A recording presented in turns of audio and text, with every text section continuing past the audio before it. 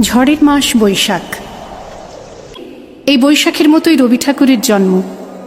সোনার আশ্বিনে নয়, হিমের রাতের অঘ্রাণে নয়, ফুল রাঙানো ফাগুনে নয়, এই খর ক্ষিপ্র বৈশাখেই তাঁর জন্ম।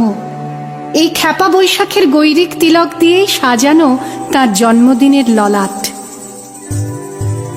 বৈশাখে প্রকৃতির নতুন জন্ম, আমাদেরও নতুন জন্ম এই বৈশাখে, 25শে বৈশাখে, রবি ঠাকুরের জন্মদিনে। দেখতে হয় না ক্যালেন্ডার, জিজ্ঞেস করতে হয় না তারিখটা কবে।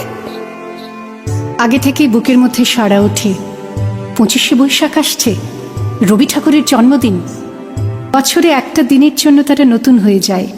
চারপাশে নীলে লালে সবুজে হলুদে রঙিন ফুলের আলপনা, মাঝখানে খয়েরি রঙের সুতোয় রোজ দুপুরের না ঘুমানো চোখে কাজের ক্লান্ত অবসরে বোনা হয়ে চলেছে সেই 4টে লাইন।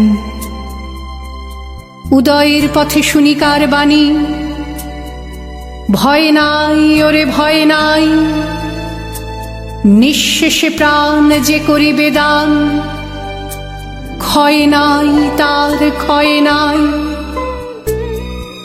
শুধু কি সূচি কাজে? না, বিদেশকে চোখের সামনে দৃষ্টান্ত করে রাখার আন্তর্জাতিকতা রবি ঠাকুরের। আমাদের সংস্কৃতিকে মাটির কাছাকাছি এগিয়ে নিয়ে যাওয়ার সংকল্পে রবি ঠাকুর। আমাদের সভ্যতাকে দানবের হাত থেকে ছিনিয়ে নেওয়ার সংগ্রামে রবি ঠাকুর। আকাশে, মাটিতে, মনে এত যে বৃষ্টি পড়ে, তার ছন্দ রবি ঠাকুরের। এত যে ফুল ফোটে, তার গন্ধ রবি ঠাকুরের। তাই প্রতিদিনই তাঁর জন্ম, কোনো দিনই তাঁর মৃত্যু নেই।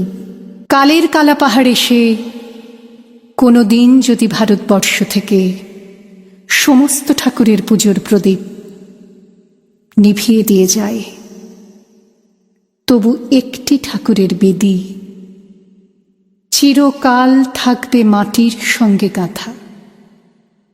কোন ঠাকুর? রবি ঠাকুর। রবি ঠাকুর।